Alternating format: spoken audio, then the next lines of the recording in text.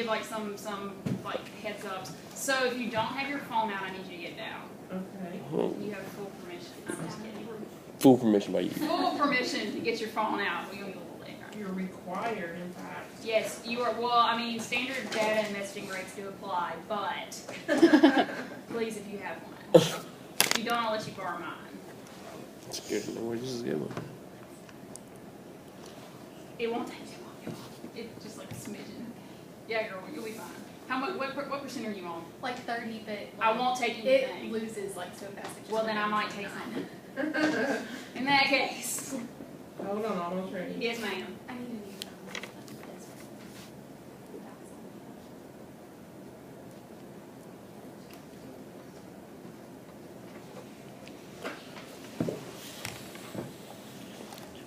All right. Now I am ready. Okay. Tell me when you press go.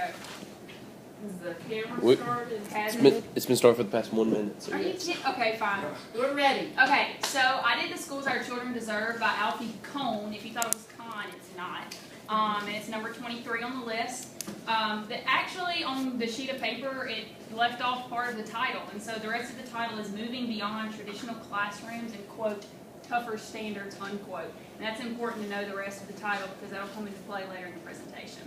So before we dive too deep into what the conversation will be about today, you probably need to know who Alfie Kohn is. So this is Alfie. Well, no, I pressed the enter on the wrong thing. This is Alfie. He's a lovely fella. In this picture on the back of the book, he kind of looks like a younger Bob Saget. Yes. Yeah, he's got, I mean, the little differences in nose, but he still looks like the friendly dad next door, running around with Stephanie Tanner. But Alfie was born October 15th, 1957. If you want to find out any information about his family, it's very hard to find. So this is what I've been able to glean. He got his undergraduate degree from Brown and his master's from the University of Chicago, so he's very intelligent and he knows what he's talking about because his 2 pieces of paper say so. He taught high school in Pennsylvania and Massachusetts, and he currently lives in Massachusetts, so he really likes it up there. He's an American author of education, parenting, and human behavior. He's actually written 14 books total, 8 are on education. He's an opponent of common theories of behavior. This has made him a controversial figure in educational practices, and we'll talk a little bit more about that later. But fun fact about Alfie, he sticks to it. He only tweets once a day at Alfie Kohn. So shameless plug if you want to follow him. He had a tweet the other day that said that his kids were mortified he didn't know who Beyonce was. And he said, well, of course I know who he is. So anyway, after I tell you more about Alfie, he really relates a lot to Nell Noddings, which we learned about earlier. Thank you for that. With the challenge to care. And like I said, that'll all start to make sense when we get a little bit deeper into this. So, Alfie's main question is how have we gotten to where we are as schools? So he says that there are 2 models of schooling, traditional and non-traditional. And his is a quote from it's in his book.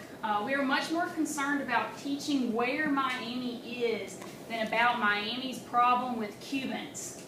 So we can all agree that Miami is in Florida, but we might not know about Miami's problems with Cubans because in traditional schooling, it's where is Miami, not tell me about these issues that are in Miami. So then he also references John Goodwin's 1979 study of United States classrooms. And this is actually really interesting to me. John Goodwin went into these classrooms and found that teachers out-taught their students 3 to 1. That is crazy. And that these classrooms, almost all of them employed strictly traditional practices, which is getting up, the direct instruction, the thing that makes you want to pull your hair out, and you get about 15 minutes in, you're like, why did I decide to take this class? That's what John Goodwin found. Another thing he found was that students, that Kohn talks about, students are regurgitating information just for the test. So you memorize for the test, and then you, as my little brother calls it, word vomit for your test, and then you forget about it because it's only important to get your grade because that's the only thing that matters is grades. So you know the whole I'm an English teacher, so I really hate to say this, but if it ain't broke, don't fix it. And but you know it doesn't work, so why do we use it? Students don't really benefit from traditional practices. Why are they still implemented? Loyal constituents. We have a bunch of older generations who think that this is the end all and be all of education, and we got to go back to basics to get our children back because our education's broken and whatever. And it's difficult to sustain any other. It's difficult to do non-traditional. For teachers, for students, because it's a lot of energy, it's a lot of moving around, it's a lot of coming up with new ideas. Sometimes you just get tired. Can you agree to that, Dr. Mercado? You just get tired. But anyway, so to go back to the regurgitation, and this is some participation. What is circled? Mitochondria. And what is the mitochondria? Powerhouse of the cell. Oh, thank you, English. I appreciate it. So the mitochondria is a powerhouse of the I cell. remembered that. But what molecule for energy is made within the mitochondria? Science don't answer. Does anybody know? ATP. Oh, that's what it was. You're about to say that? Well, why didn't you say it? It's fine. But, so you know that the mitochondria is a powerhouse of the cell, but you don't really know what it does. You know what I mean? So it goes back to this regurgitation that teachers just push and beat into our children's heads because you just have to know it for the test. So today's outline, we're going to talk about tougher standards versus better education. And these are some of our subpoints. This is kind of what made the book so difficult for me. It was broken into two pieces, and then it was subpoint, and then sub-subpoint, and sub-sub-subpoint. So anyway, we're going to go tougher standards versus better education, and we're going to hit these three subpoints quickly. And then for the love of learning, and then we're gonna have a little chat because we're all friends here. So first, we're going to talk about overemphasizing achievement and what that really means for us, for our students. So what versus how well? And this was a quote from the book that I thought was really good. How well students are doing is not the same as thinking about what they're doing. I don't know about y'all, but when my mom would come pick me up from school, she was a teacher. It still is. But when she'd come pick me up from school, I'd get in, she'd know I'd have a test. Well, how'd you do? I don't think I did very well, or I think I did fine. If I didn't do very well, the question was, well, why do you think you did poorly? It was never, well, what do you think you missed? It was, why do you think you missed it? That's one thing that Cone really harps on, is asking our students why they got to the conclusion they got to, instead of just giving them an open-ended question, not necessarily, it's wrong. It just doesn't work, he says. The cost of overemphasizing achievement. Reaction to failure, avoidance of challenge, quality of learning. And this is what he talks about. It is more, our students are so scared to fail and to get the bad grade because they see that grade as determining who they are in the future, that they're too scared to take the risks in the classroom. And we as educators shouldn't let them get to that point. We should encourage them for anything that they do, whether that be in a math class, whether that be in an English class. Basically, our students don't need to be scared to fail, because failure, it doesn't need to be an option in our classrooms. Think you're smart. That was actually an interesting title of a sub-point that he made. And what he found was that what matters more than the score is why the child thinks he or she got the score. It kind of relates back to the what versus how well in the book. But he said that he saw in his research with students that students saw learning as a means to an end, but that learning is just the end. That there was no continuation. Again, going back to the regurgitation, that you got your score and then that was it. You didn't retain that information. Grade expectations, and this is a quote from the book. The basis for that grade is as subjective as the result is uninformative.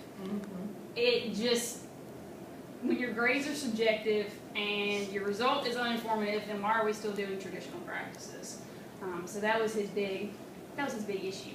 So now to get your phones out, and if you would text Emily Crace, C-R-A-C, C as in cat, R-A-C-E to 850. That would be lovely. And we have a little Wordle. I practiced it a little bit, got a little bit out of it. But if you can send in what your one-word definition of achievement means, that would be lovely. And so we text to Emily. Yes, ma'am. You'll text Emily. Yes, ma'am. Right here. You'll text this to 22333. So 2 2s and 3 3s. And this is all anonymous, so if you send something awful, I won't know it's you. So if you say like, can we do more than one? That's fine. Yeah, you can send in more than one. We've actually practiced with more than one. Hey. The more the merrier, I think that's a quote. Yeah. But then you'll see it pop up. What if my word's up there? Then it gets bigger. Well, then pick Then it another gets one. bigger? Okay. Oh, okay. How we doing with words? Huh? How we doing with Starting to pop up there. Did you get? Oh, Did you see it? Why Did you don't burn up you- here? no, I put not losing, not Starting to pop losing. up there. Losing is not. See? That shouldn't be losing. That should be not losing. You tried to do not losing, and then you ended up with losing. Oh, okay. So disregard this one. Yeah, losing is not We'd be like achievement. the teachers in high school and say, "Don't look," and then it Yeah, pops up that's on how there, it and you're is. like, oh, there it is. Yeah. So Alfie Cohn has such a disdain for incentivized learning. Absolutely. But as far as achievement's concerned, which some people would equate incentivized learning to achievement, as noted in the book. But achievement for our students is all of these words, and it's something that all of our students should have a grasp of once they leave our classroom. And they should feel like they have our approval. They should feel like they have our understanding. They should feel us, fulfillment's a good one, whoever that is, but like they should feel nice, whoever that is. But they should feel powerful when they leave our classrooms. And that's one thing that Alfie Cohn really stresses, is how important it is for a teacher as a facilitator to not only move our students through a classroom, but through life as well. So, thank y'all for your participation. If your word didn't pop up, I'm sorry, but I'm timed. But, Continue. thanks guys. So now we're going to move to traditional education and its victims. He was very specific with the wording on this one. Quote, emphasize the basics. So those who always want to talk about the standards call for a return to the basics. However, if students don't really have an opinion on what we're teaching in the basics, then they're not really going to care. You know, I'm math not illiterate, and it was always back to the basics in my high school, but I didn't care because there was no reason for me to care. The teachers didn't tell me I needed to care. They didn't tell me what the importance was.